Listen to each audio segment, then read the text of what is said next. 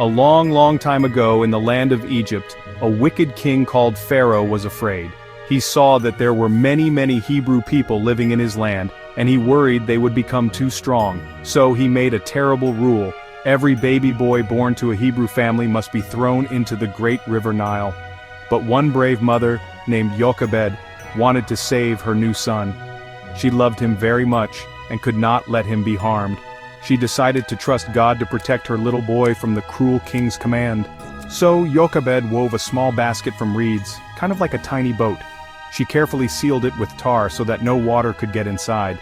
She placed her precious baby inside the basket and gently set it amongst the tall reeds growing at the edge of the river. The baby's older sister Miriam hid nearby, watching carefully to see what would happen.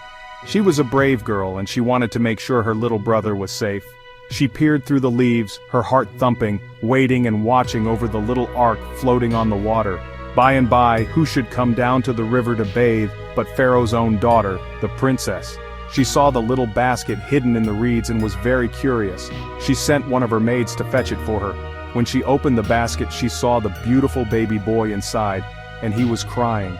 The princess's heart was filled with pity and love for the child. "This must be one of the Hebrew babies," she said softly. She knew her father's cruel rule, but she decided she would not let this baby die. Miriam, seeing her chance, bravely stepped out from her hiding place.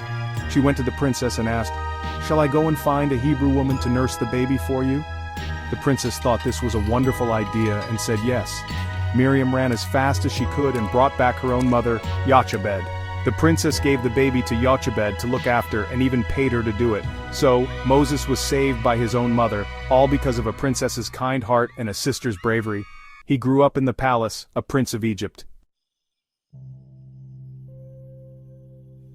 Moses grew up as a prince in the grand Egyptian palace with fine clothes and the best food. But he never forgot that he was a Hebrew. He saw how his people were treated cruelly as slaves, forced to work hard under the hot sun. One day he saw an Egyptian guard beating a Hebrew slave without mercy. Moses was filled with a hot, righteous anger. He looked around to make sure no one was watching, and then he struck the Egyptian, killing him. He buried the man in the sand, hoping his secret was safe. The very next day, Moses saw two Hebrew men fighting. He tried to stop them, but one of them sneered, "Who made you our ruler and judge? Are you going to kill me as you killed the Egyptian?" Moses was terrified. He realized that his secret was known. He knew that when Pharaoh found out, his life would be in great danger. So, he fled from Egypt, leaving his life as a prince behind. He traveled far away into the desert land of Midian, where he became a simple shepherd, looking after flocks of sheep for a man named Jethro. For 40 long years, Moses lived the quiet life of a shepherd. He married Jethro's daughter Zipporah, and had 2 sons. One day, while he was tending his sheep near the foot of Mount Horeb, also known as the Mountain of God, he saw something very strange. There was a bush on the mountainside that was completely on fire, with bright flames leaping from its branches. But the amazing thing was that the bush was not burning up. The leaves and branches were not turning to ash, it just kept on burning. Curious, Moses walked closer to get a better look at this incredible sight. As he approached, a powerful voice called out to him from the heart of the flames. "Moses! Moses!" it boomed. It was the voice of God. God told Moses that he had seen the suffering of the Hebrew people in Egypt and had heard their cries for help. God had a very important job for Moses. He was to go back to Egypt and tell the new Pharaoh to set God's people free from their slavery. Moses was afraid. He told God, "Who am I to go to Pharaoh? I am not a good speaker." But God promised to be with him and help him. So Moses, along with his brother Aaron, who would speak for him, returned to Egypt. They stood before the mighty Pharaoh and delivered God's message, "Let my people go." But Pharaoh had a hard and stubborn heart. He laughed at Moses and refused. "Why should I listen to your God?" he demanded. And he made the slaves work even harder than before, showing his complete disregard for their plight. Because Pharaoh refused to listen, God sent 10 terrible plagues upon the land of Egypt. The river Nile turned to blood, frogs covered the land, and swarms of gnats and flies tormented the people. Sickness struck the animals, and painful boils broke out on the Egyptian skin.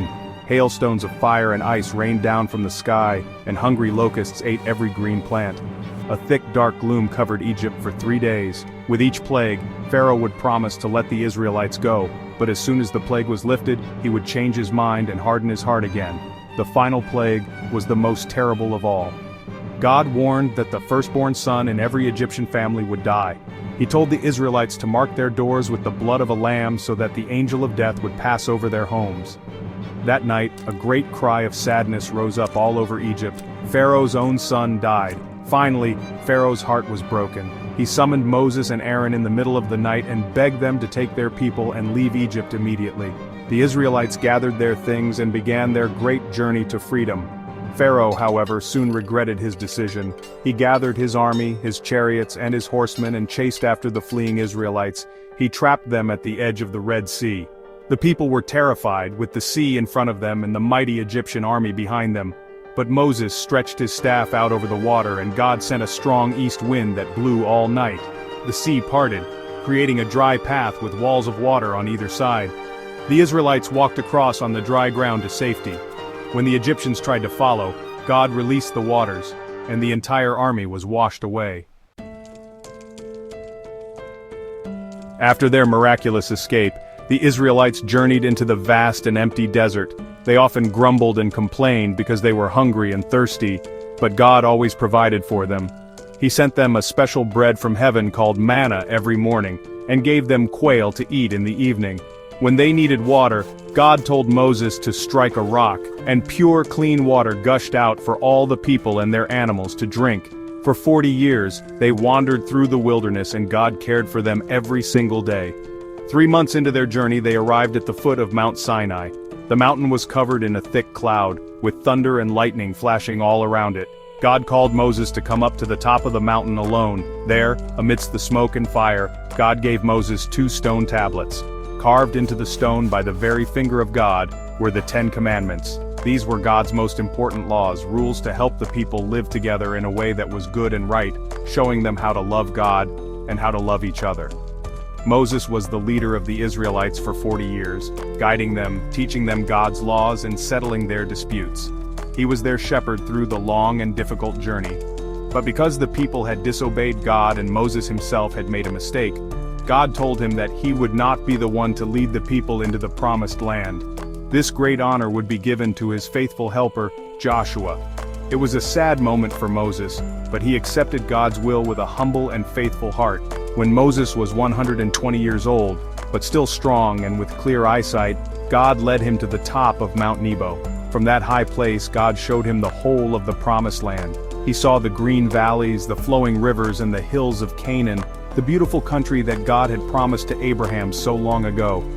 After seeing this wonderful sight, Moses died there on the mountain. He was the greatest prophet Israel had ever known, the man who spoke to God face to face as a friend speaks to a friend.